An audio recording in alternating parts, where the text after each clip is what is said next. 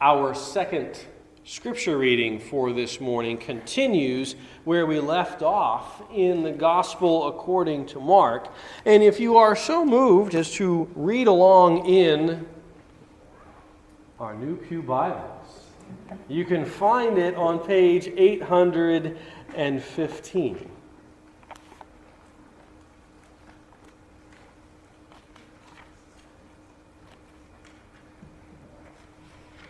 Starting with the 31st verse, we find these words.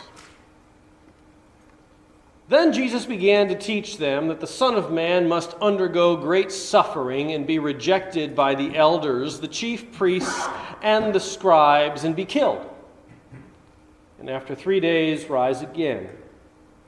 He said all this quite openly, and Peter took him aside and began to rebuke him.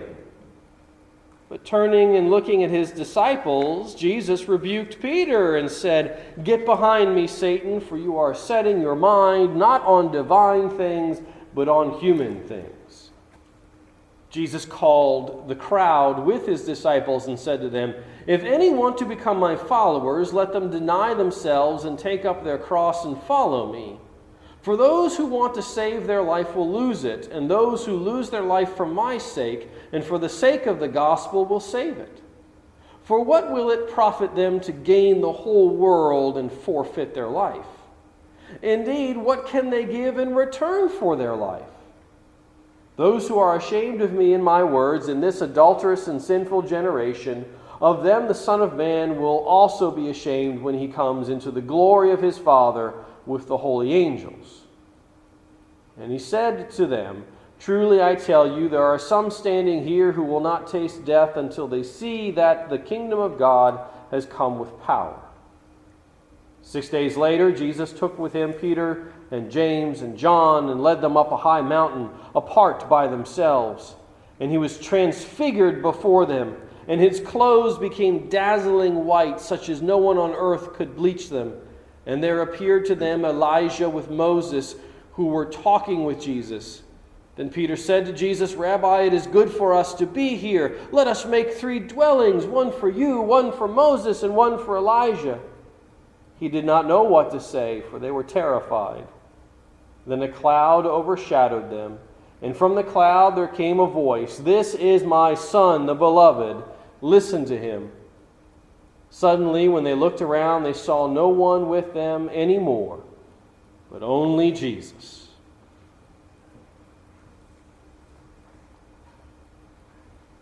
May blessings come from the sharing of Scripture. May blessings come from the experience of Scripture. May blessings come from the meditations of our hearts and the words of my lips.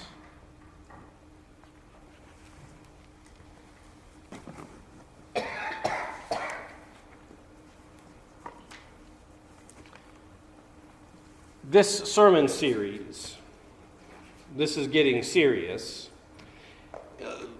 Leslie has a work of art that's on the front of the bulletin. It's one that we found and talked about. It's an icon. When we think about the nature of Christ, that covers a lot of territory. It covers a lot of ground.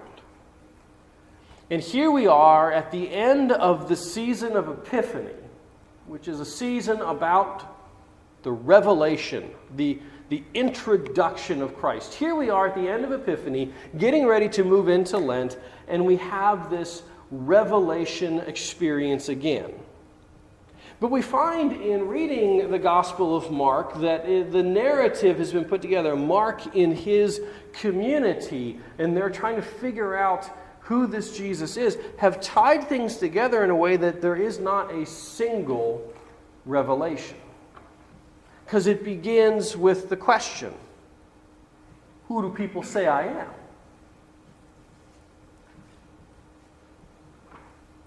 Well, you're Elijah. You're one of the prophets. You're Moses. You're Superman, you're Mighty Mouse, whatever it may be. Because when we experience God, we each experience God in our own ways, right? We have our expectations. We have the things that we believe God to be about and doing. And so when we run into something that affirms that belief, we recognize it pretty quickly, right? We recognize those things of God, that nature of Christ revealed when we're expecting it. And so that's what the people were looking for. It also connects us back to the comments that were made by King Herod when he was concerned over the beheading of John. Jesus is out doing miracles, and they're trying to figure out, who is this Jesus? He's Elijah. He's a prophet. He's John the Baptist come back. He's Superman. He's Mighty Mouse. What is the nature of this Christ?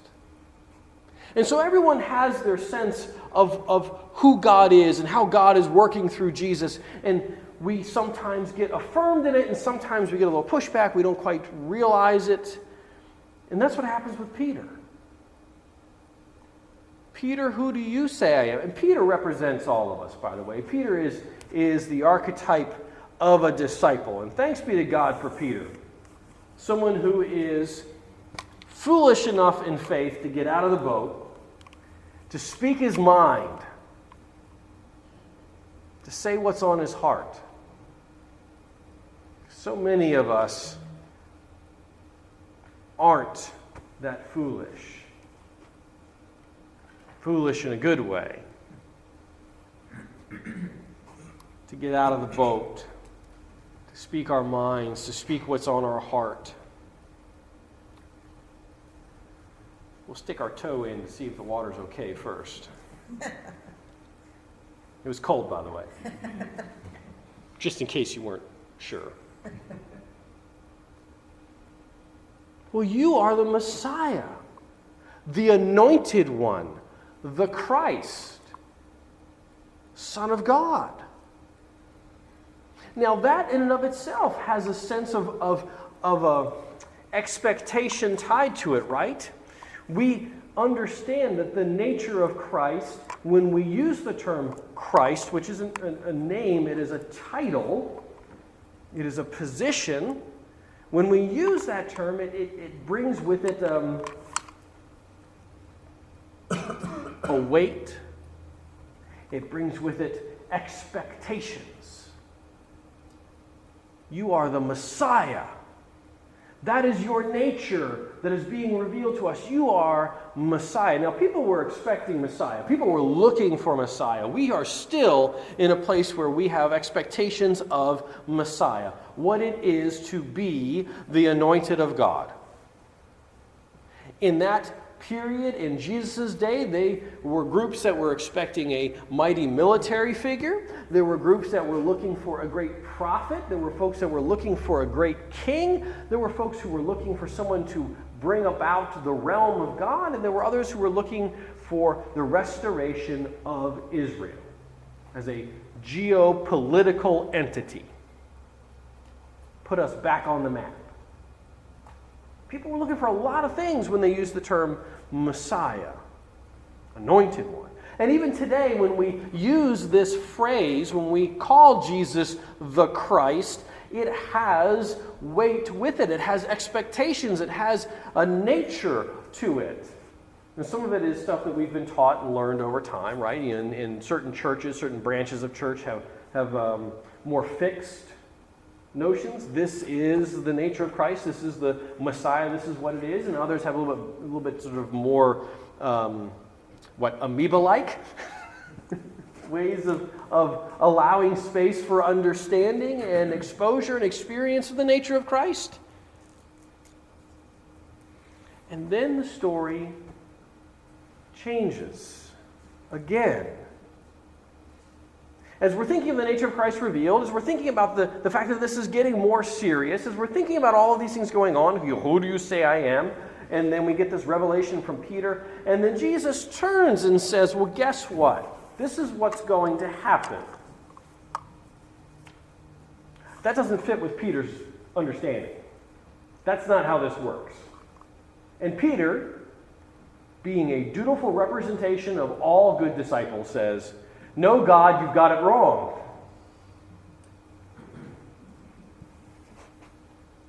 We know we've said that before. "No, God, you've got it wrong." I uttered it at least once this week. That can't be right. That news can't be right. And Jesus says, "Get behind me, Satan." Now, Mark gives us a moment after the baptism when Jesus goes into the wilderness and we're told that he is tempted. We don't get all the details in Mark's gospel. Mark is sort of, trying to move us along. But the character of Satan is an accuser character. Their role is to tempt, to test loyalty. Now, by the time Jesus is doing his thing, it's personified, right? It's an actual sort of figure. And then later in the medieval period, we're going to get some really cool depictions of this character with horns and a tail and all this other sort of scary stuff going on. But the historical role is an accuser. Someone who is going to tempt you from the path that you are to walk along. And the nature of the Christ that is being revealed is that there is a path that Jesus is going to be traveling. It is a tragedy that is unfolding in this gospel. And we are invited to go along. So get behind me, that thing or those things that are going to tempt me from my path, who are going to challenge me in my loyalty to God. And Jesus gathers not just disciples together, but he gathers the community that is there because they're on the move already. And he says, if you're serious about this, if you are really, really serious, this is what you need to understand. It will not be all sunshine and rainbows. If you're really serious about it, you need to take a cold bath and wake up. Now, suffering is not made out to be a good thing, by the way. This is not a gospel that says if you're suffering, it's good. That equation doesn't exist in this scripture in any way, shape, or form. And I understand that traditions have over time done that. We have created this sense. We've even used it to justify when people mistreat each other. Right? If you're in an unhealthy relationship, your suffering is a blessing. No, it's not. God does not intend suffering in relationship. That's not how a God of love operates. At least that's not how I understand the nature of God and the nature of Christ revealed. But what is being revealed in this is the fact that when Christ is doing what Jesus is called to do as Christ and Messiah, when he is about the work of God, he is pushing against empire and empire thought. And when we come up against something that does not fit our worldview, that makes us uncomfortable, we as human beings sometimes lash out. God, that can't be right. God, you're wrong. I'll take care of this problem, God. I've got it. I know exactly what to say to put this thing right. Christ's prediction of his upcoming death and resurrection and the suffering that he tells the disciples and the followers of Christ that they will go through is emblematic of the way that empire and empire thought react to the good news being proclaimed and lived out. Because to actually live out the good news, the realm of God revealed, is to make empire very uncomfortable. If Rome has no problems with the way you're living your life, you might not be living it quite right, as the saying goes. And Jesus takes a core group of disciples up the mountain, and he is transfigured. And in this moment, things are tied together again. We are called back to his baptism when the voice cried out from above, "This is my Son." And the Spirit drove Jesus into the wilderness. Remember, Mark's gospel, this is Spirit-driven. And in that moment on that mountaintop, Christ is revealed. The nature of Jesus is revealed again. Everything that he has said up to this point is emphasized. And in case we were confused, is this Elijah or is this Moses? It's not. Because there's Jesus standing with Elijah and Moses. So unless Jesus has suddenly split himself, the nature of Christ is being revealed all the more. The nature of Messiah, the nature of the realm of God, the good news that this gospel says is at its core from the beginning. And now, as we get ready to go into Ash Wednesday, when we receive a smudge, a sign of our brokenness, and a note of hope. This is something that Lynn Haven Colony is an open and affirming church. One of the things they do that's really cool is you can go up and you can get ashes, or you can go up and you can get glitter ashes. Okay? Because this is a sign of the church saying, you are beautiful the way you have been made, however that might be. We might be broken, but we are beautiful by God. So we are now entering this place in this time when we are going to be coming down from the mountain. Jesus is coming down from the mountain back into our midst. Jesus is going to be heading steadily with increasing pace and potential anxiety toward the cross. The nature of the Christ is revealed, not in the suffering and the death, but in the resurrection. The nature of the Christ is revealed in the life that is lived, in the proclamation of God and the realm of God, in the way that Christ embodied. And that is our opportunity as church, right? Because we are the group of people who say, well, you know, you're like Elijah, you're like Moses, you're like Superman and Mighty Mouse. We are the group of people who say you are the Messiah and the Christ. Whatever that might mean to us in this moment. We are the group of people who tell God you got it wrong. And we are the group that has been rebuked. Told to get ourselves together. We are the group that has been brought up the mountain to receive a glorious revelation. And we are the group that now comes down and also receives and is empowered and called. We are church today.